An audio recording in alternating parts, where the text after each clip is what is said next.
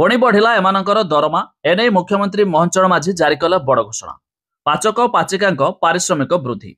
तेज पूर्वर केते टंका पाउथिले एबे केते टंका पाइबे यह छड़ा केउ तारिखरु यह मध्य लागू हेबो एने आसीगला एक बड़ अपडेट जहाँ आम भिडियो रे जानिबा शेष पर्यंत देखंतु। ता पूर्वर वीडियो को लाइक करंतु, सब्सक्राइब करनथिले एबे सब्सक्राइब करी पाखर थिबा घंटी चिन्ह को दबाई दियंतु।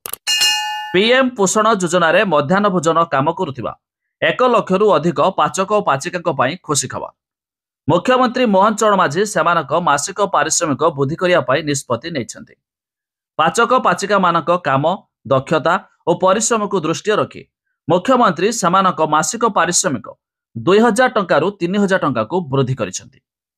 एहा द्वारा पीएम पोषण योजना रे मध्याह्न भोजन राज्यर नियोजित होइथिबा 1,12,090 जन पाचक वा पाचिका अर्थात कुक कम हेल्पर्स उपकृत हेबे।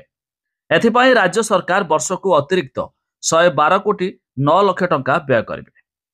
तबे पाचक पाचिका माने प्रथम श्रेणी रु अष्टम श्रेणी पर्यंत राज्य में 50,618 प्राथमिक और उच्च प्राथमिक विद्यालय 42.45 लाख छात्र छात्री को रंधा खाद्य परिवेषण करुछन्ति।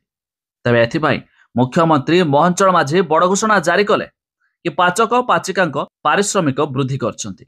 2000 परिवर्ते एमानकु मिलिबो एबे 3000 टंका। आउ ता छड़ा मिलुथिबा सूचना मुताबक खूब शीघ्र मध्य अंगनवाड़ी कर्मी मानकर दरमा मध्य वृद्धि होई पारे।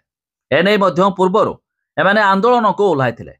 तबे आंदोलन किछि दिन पय स्थगित रहिथा बेले एमानकर दरमा वृद्धि न हुए पुणी मध्य एमाने आंदोलन को ओल्हाइबे। हेले मिलुथिबा सूचना मुताबक खूब शीघ्र अंगनवाड़ी कर्मीकर दरमा मध्य वृद्धि होई पारे। तबे आपण माने केउ जिल्लारु वीडियो देखुचंती ता निहाती कमेंट करी जणाइबे।